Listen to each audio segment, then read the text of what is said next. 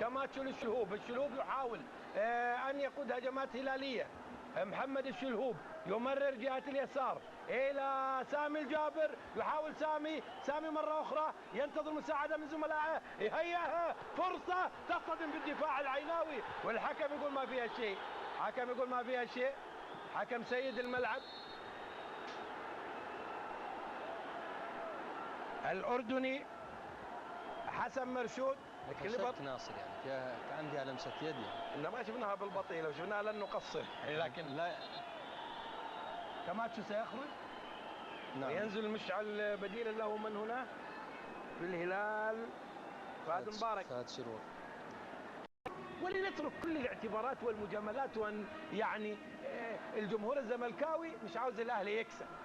كرة لصالح سامي الجابر، هذه بلنتي ولا نخلي المباراة؟ يا الله يا الله يا الله يا محمد، يا الله يا محمد بن همام، والله انفعل ولا اسكت، انفعل ولا اسكت، انفعل.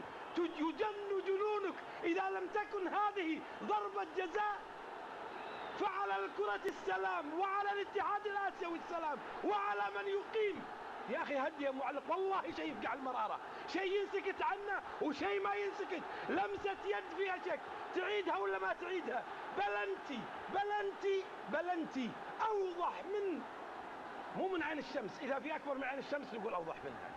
ولا نترك. نعم ناصر فعلا يعني فعلا ضربة جزاء واضحة جدا، تعدي الكرة. نعم. يعدي الكرة بشكل واضح، وإعاقة واضحة لا تحتاج إلى أبدا إلى كثير من الحلول. يعني فعلا حكم المباراة علامة استفهام، يعني في تصوري لا يمكن يعني بهذا الشكل. أعتقد أنه حتى لمسة اليد كان فيها شك، لكن قبل قليل كانت هناك إعاقة واضحة والحكم قريب وزاوية الرؤية مناسبة جدا. نعم. لكن فعلا اسمح لي شوية ابو وليد، شوف الإعادة. إذا لم تكن هذه ضربة جزاء فلدينا ضرب من الجنون يا كابتن، يعني لكنها تضع علامة استفهام على كثير من اللعبات السابقة في بطولات الاتحاد الآسيوي. ولو لم يكن رئيس الهلال رجلا ذو أخلاقيات عالية لأخرج فريقه خارج الملعب. تفضل ابو وليد.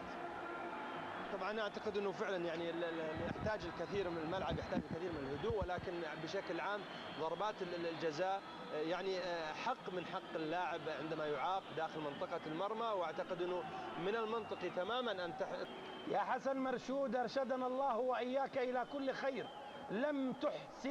لم تحسن تقديرها، وليست واحدة بل اثنتان، وواحدة أوضح من رئاسة محمد بن همام للاتحاد الآسيوي، وأوضح من انتخابات الاتحاد الآسيوي. وليقل من يقل، سأكون مضطرا إلى الحديث وللأسف بشيء من الجنون في مثل هذه الحالات.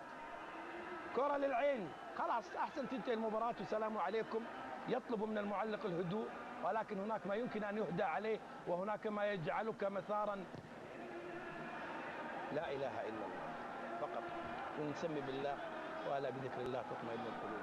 أتمنى أن يقول أبو وليد شيئا عن المباراة. طبعا أعتقد أنه فعلا يعني